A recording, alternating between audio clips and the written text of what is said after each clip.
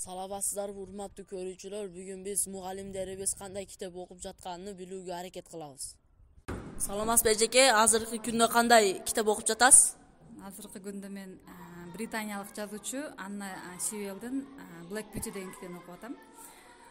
Рахмат эжеке. Саламатсызбы эжеке, азыркы күндө кандай китеп окуп жатасыз? Азыркы күндө Python программа тили боюнча китеп окуп жатам. Ал китеп бизге азыр заманбап китеп болгон үчүн, бизге окуучуларга кызыктуу болгон үчүн. Саламатсызбы эжеке, азыркы күндө кандай китеп окуп жатасыз? Азыркы күндө Пол Экмандын Колунан келсе мени алда деген китебин окуп жатам.